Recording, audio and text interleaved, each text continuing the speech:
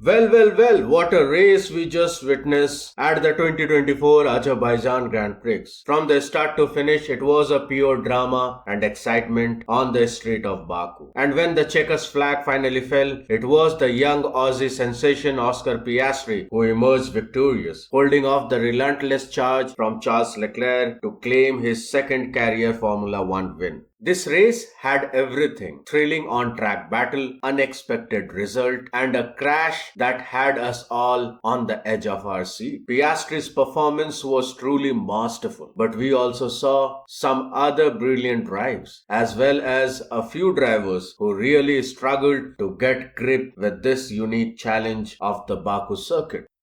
So strap on yourself because we are about to dive deep into the key talking points for an absolute captivating Azerbaijan Grand Prix. Let's start with the star of the show, Oscar Piastri. The 22-year-old McLaren driver put a driving display that was quite simply sublime. He may have started the race in second, but Piastri is not content to just sit behind pole setter Charles Leclerc and settle for second. This kid has his eye firmly fixed on the top step of the podium. Piastri waited patiently in the opening lap, keeping Charles closest and staying within that all important DRS range. Then, just after the pit stop, he made his move and inch perfect lunge down the inside of the Ferrari at turn 1 to snatch the lead. It was a gritty, committed move, and Piastri pulled it off with an absolute precision. From there, the young Aussie had to withstand wave after wave of pressure from Leclerc. The Ferrari was absolute flying on the straight, at times over 15 km per hour faster than McLaren, but Piastri kept his cool, expertly defending his position lap after lap. He said it was the most stressful afternoon of his life, but you would have never known it from the way he drove. Piastri's tire management was key. He was able to make his front tire last better than Leclerc, whose rear started to fade in the closing stage. That allowed the McLaren driver to pull away slightly and ultimately taking the win. It was a master class of a racecraft composed and strategic thinking. Piastri is really started to show why so many rate him as a future champion in the making. For Leclerc, it was a race that had got away. Ferrari driver had started from pole position and controlled the early stages, but just couldn't find a way back past Piastri after the McLaren had made his move. Leclerc admitted the car didn't feel as good on the hard tire with the rear grip dropping off and the car sliding around a lot. He said he made a bad decision in not defending harder against Piastri at the start of the second sprint, thinking he would be able to retake the lead with the help of DRS, but that never materialized, as Piastri's McLaren proved to be stronger on the straight. Leclerc was left frustrated, start watching helplessly as the race slipped away from him. And to make matter worse, he then found himself under attack from Red Bull of Sergio Perez and the other Ferrari of Carlos Sainz in the closing lap. That's where the drama really kicked off. Perez and Sainz collided in such a spectacular fashion with just a couple of laps to go. We had an absolute sensational incident involving Perez and Sainz. The two drivers were battling wheel to wheel for position, with Perez trying to make a move on Leclerc over the outside of turn 1. But Perez was forced wide at the exit, find himself right alongside Sainz as they raced down towards turn 2. The Red Bull and Ferrari then made a heavy contact, the two cars crashing violently into the concrete wall and ended their race in an anticlimactic fashion.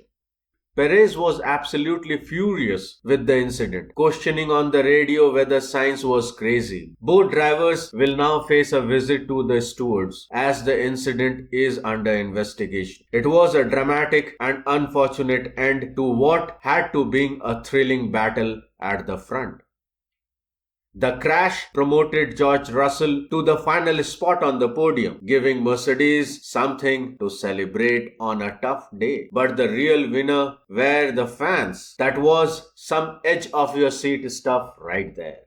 Norris and Russell impress, while the top two drivers stole the headlines. There were some other impressive performance further down the order too. Lando Norris, Piastri's teammate at McLaren, produced a stunning drive to climb from 15th of the grid all the way up to the 4th place. Norris said he didn't even expect it to be fighting at the front, but the sheer pace of the McLaren allowed him to carve his way through the field. And he played a key role in helping Piastri too, holding up Sergio Perez in the middle sector to aid his teammates' race-winning charge.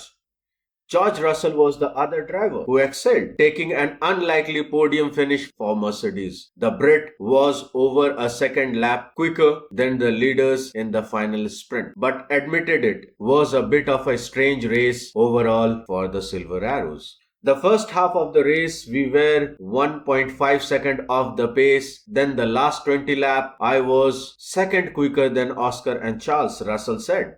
It's the same circuit, same driver, same car. We just went from a yellow tire to a white tire. And honestly, it's actually pretty infuriating that it changes this much.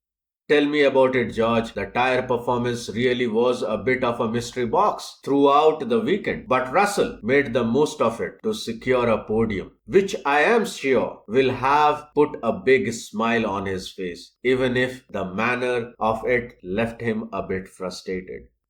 It was a strong day all around for the Williams teams, with Alex Albon and Franco Colapinto both scoring valuable points. Albon ran an alternate strategy starting on the hard tires and was able to run along before making his pit stop. Colapinto also impressed, running in the top 10 from the much of the race and ultimately finishing just behind the teammate. It was a great result for Williams, who continued to make steady progress up the grid. The groove-based outfit must be feeling pretty scuffled with themselves after this one.